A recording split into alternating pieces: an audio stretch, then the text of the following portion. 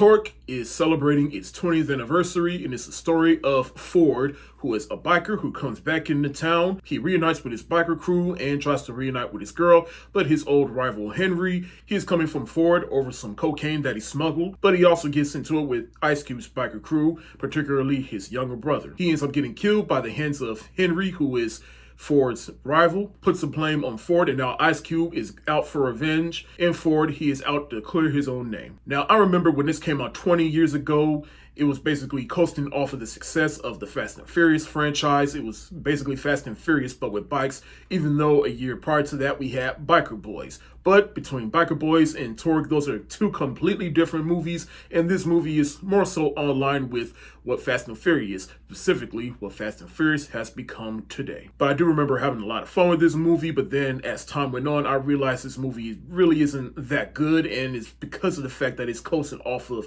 the Fast and Furious, to the point where it's making mean-spirited jokes about Fast and Furious. But other than that, this movie is also just downright silly, over the top, and just not good. But watching with adult eyes, I still think it's silly and over the top, but it's just one of those movies that it's just so bad, it's good. The dated visual effects in this movie also doesn't help, particularly at the very end where you got Ford and Henry just going like God knows how many miles per hour through the city. It just looks unrealistic and not even practical. Like, they will be dead. They will be goddamn dead. And even the two female leads in this movie, they're having bike food fights in front of Pepsi and whatever the fucking product placement was. It just looks silly and stupid. And like I said, this movie is making mean-spirited jokes at Fast and Furious like a sign that says cars suck. And let's also not forget this particular line.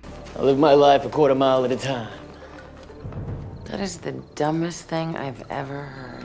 And yet the dialogue in this movie is no better either. In fact, if I could sum up my whole attitude while I was rewatching this movie... God, Karen, you are so stupid!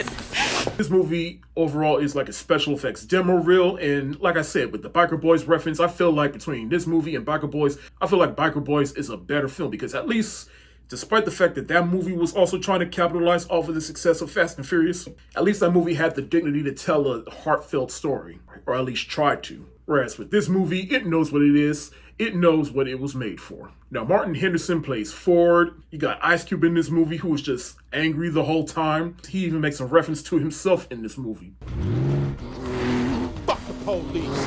Monet Mazur, who plays Shane, who is Ford's girlfriend in this movie, and I already mentioned the stupid shit between her and the other female lead, Jamie Presley, and how they had the little bike foo fight. Matt Schultz, who was actually in the Fast and the Furious, he played Vince in the first movie and the fifth movie, and now he's here, which doesn't help the Fast and Furious argument all that much. Then you got Ford's crew, played by Jay Hernandez and Will Run Lee. I just recognize him from that terrible Electro movie. But I really did not know Diablo from Suicide Squad was in this movie, though. Fredo Starr plays Ice Cube's little brother in this movie, but he was even more angrier in this movie.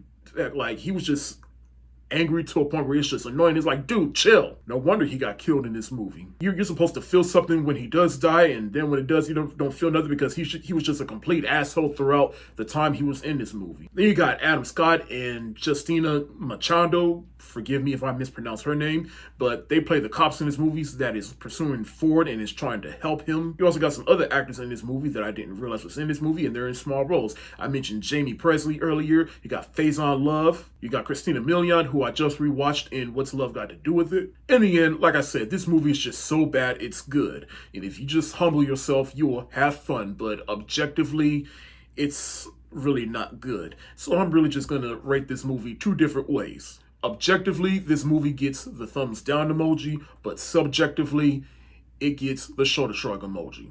But like I said, if you just humble yourself and have fun with how silly and over the top this movie is, or at the very least, have fun with how ill-conceived this movie was, you will appreciate it. And let's also be real, this movie is really not too far away from what Fast and Furious has become today. So watching this movie through the looking glass of what Fast and Furious has become today, this movie really didn't bother me all that much.